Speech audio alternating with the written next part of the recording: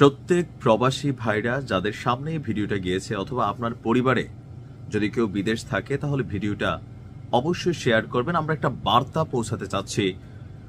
একটা বাংলায় কথা আছে, কুত্তার ল্যাঞ্জা এটা কখনো সোজা হয় না। আর জাতি হিসাবে বাঙালিদের মধ্যে এরকম কিছু মানুষ আছে যে আমরা যারা সাধারণ মানুষ আছি, জায়গা জমি বিক্রি করে প্রবাসে গিয়া টাকা পয়সা উপার্জন করে পরিবারের সংসারের হাল ধরতে চাই, কিন্তু আমাদের মতনই কিছু কুলাঙ্গার আছে যারা বিদেশে গিয়া আপনার আমাদের মতন বাংলাদেশি ভাইদেরকে অপহরণ করে আর তাদের থেকে মুক্তিপণ আদায় করে। এতদিন যাবৎ এই ঘটনাটা ইউরোপ আমেরিকায় থাকলেও সাম্প্রতিক সময়ে সৌদিতে বসবাসকারী এক বাঙালি আরেক বাঙালিকে অপহরণের খেলায় মেতেছে। আর গতকালকে থেকে সোশ্যাল মিডিয়াতে আপনারা যে নিউজটা দেখছেন যে 20 জন বাংলাদেশিকে সৌদি সরকার ফাঁসির রায় দিয়েছে, যে অপহরণের শাস্তি হচ্ছে সোজা ফাঁসি। যদিও এই নিউজটার এগেনস্টে আমি জাতীয় কোনো পত্রিকায় বা অন্য কোনো রেফারেন্স পাইনি, ফেসবুকে আমি লেখাটা ঘন ঘন দেখছি, তবে এই ঘটনাগুলোকে মিথ্যা না।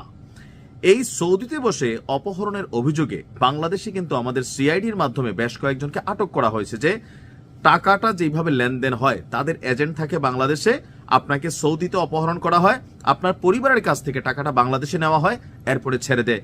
এমনই এক চক্রের গল্প আজকে আপনাদের সাথে প্রথম আলোর একটা কলাম আছে সেইখান থেকে আমি সামনে নিয়ে আসছি। গেল কয়েকদিন আগে সৌদির রাজধানী রিয়াদ থেকে ব্যবসায়ী মোহাম্মদ রাসেলকে অপহরণ করা হয়। 35 লক্ষ টাকা মুক্তিপণ দিয়ে 5 দিন পর তাকে ছাড়া হয়েছিল। তিনি রিয়াদে ব্যবসা করতেন।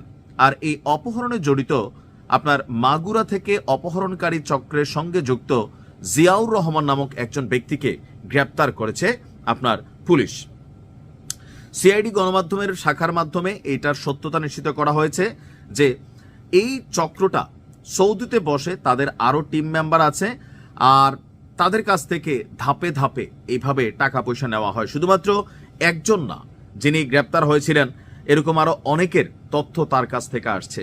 ভাই, সৌদিতে গিয়ে দালালি করে তো পয়সা খান, ভালো কথা, কিন্তু আপনি একজন বাংলাদেশি হইয়া আরেকজন বাংলাদেশিরে মানে বিভিন্নভাবে ব্যবসার কথা বইলা, চাকরি দিব কথা বইলা দুর্জন নির্জন এলাকায় আপনি নিয়ে চলে যাচ্ছেন।